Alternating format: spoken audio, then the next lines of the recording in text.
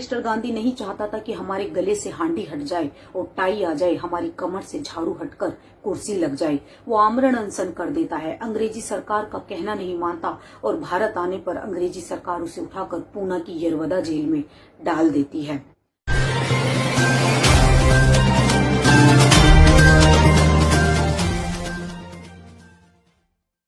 क्योंकि ये जो संकल्प बाबा साहब ने लिया, ये कोई साधारण संकल्प नहीं था और ये एक महान संकल्प था।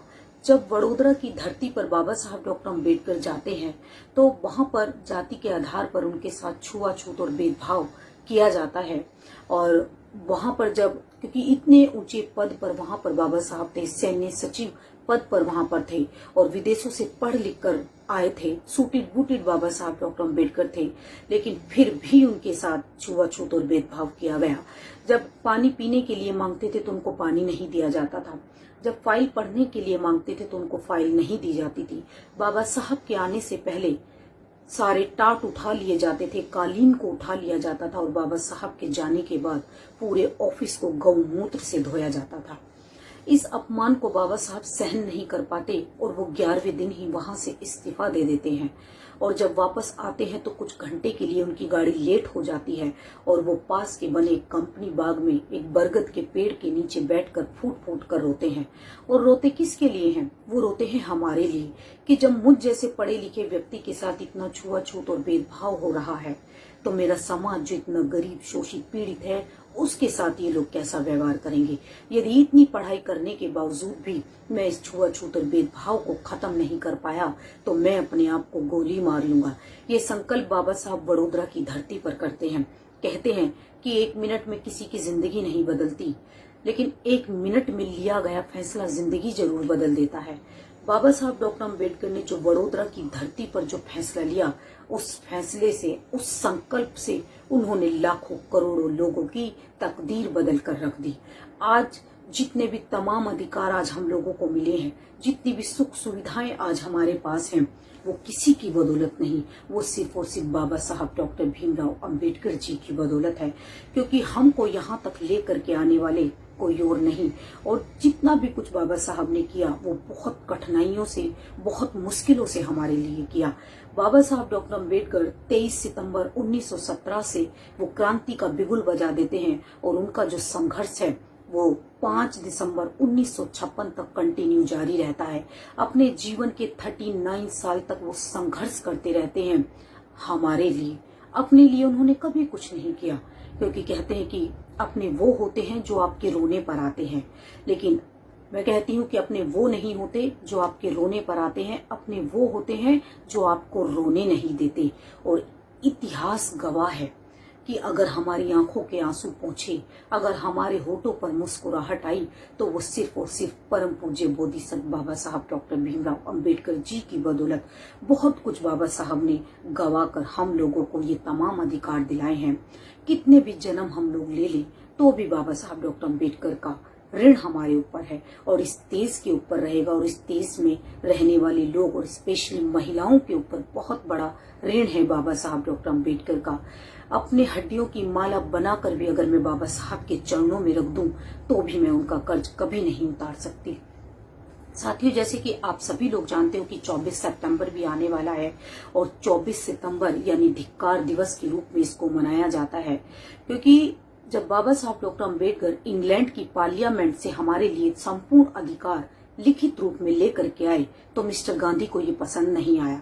मिस्टर गांधी नहीं चाहता था कि हमारे गले से हांडी हट जाए और टाई आ जाए, हमारी कमर से झाड़ू हटकर कुर्सी लग जाए। वो आमरण अनशन कर देता है, अंग्रेजी सरकार का कहना नहीं मानता और भारत आने पर अंग्रेजी सरकार उसे उठाकर पूना की यरवदा जेल में डाल देती है। और बाबा साहब को धमकी भरे पत्र मिलते हैं, खून से लिखे हुए पत्र मिलते हैं कि अगर मिस्टर गांधी को अगर कुछ हो गया तो डॉक्टर अम्बेडकर भी जीवित नहीं बचेंगे। दूसरी तरफ हमारे लोगों के घर जलाए जाने लगे, हमारी बहन बेटियों की इज्जत लूटने लगी। बाबा साहब को बहुत मजबूर कर दिया गया और षड्यंत्रों के तहत कस्तूरबा गांधी, सरोजनी नायडू, मिस्टर गांधी के बेटे और बहुत सारे नेता बाबा साहब के घर जाते हैं। वहां पर जाकर कस्तूरबा गांधी बाबा साहब के सामने पल्ला फैला कर कहती है कि डॉक्टर अम्बेडकर, मेरे पति के प्राणों की रक्षा कीजिए। माता रमाबाई भी ये सब देख रही होती है और वो भी कहती है कि डॉक्टर बाबा साहब आप कुछ कीजिए। बाबा साहब के जो बहुत सारे साथी होते हैं वो भी कहते हैं कि साहब एक गांधी मर गया तो 1000 गांधी पैदा हो जाएंगे, लेकिन अगर आप चले गए तो हमारे समाज का क्या होगा। बाबा साहब पूरी रात सो नहीं पाते, बहुत चिंतन मनन करते हैं और अगले दिन वो पूना की यरवदा जेल में जाते हैं और वहां पर जाकर एक पैक्ट होता है, एक संधि होती है जिसको पूना पैक्ट कहते हैं। जो अधिकार बाबा साहब बड़ी मुश्किलों से अंग्रेजी सरकार से लेकर के आए, 2 वोट का राइट, वो 2 वोट का राइट उनको छोड़ना पड़ता है और उसके बदले में मिलता है आरक्षण। सरकारी नौकरियों में आरक्षण मिलता है, शिक्षा में आरक्षण मिलता है, राजनीति में आरक्षण मिलता है।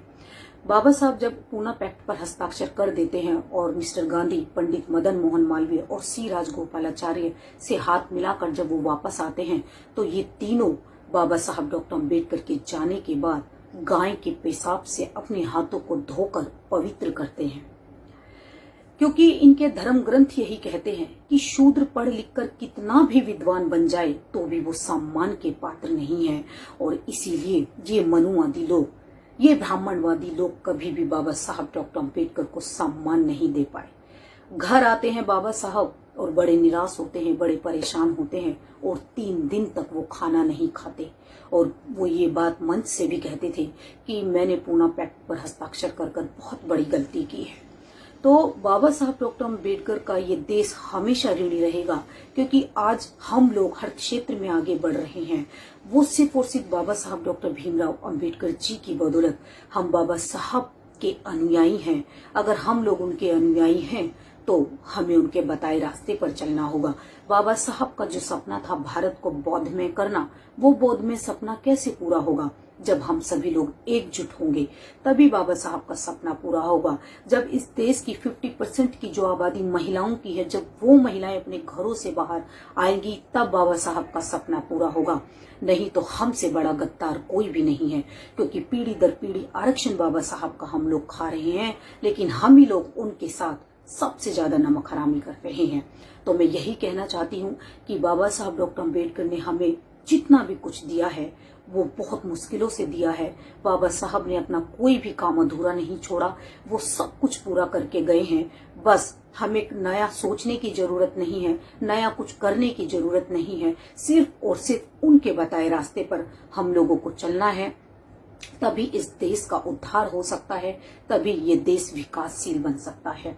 तो एक बार फिर से 103वें संकल्प दिवस पर परम पूज्य बोधिसत्व बाबा साहब डॉक्टर अम्बेडकर के चरणों में मैं सत नमन करती हूँ। अपना चैनल, आपका चैनल, समाज का चैनल, देश का चैनल NV News 24/7 को आप लाइक करें, सब्सक्राइब करें और ज्यादा से ज्यादा इसकी वीडियो को शेयर करें, ताकि हर खबर को मैं आप तक आसानी से पहुंचा सकूं।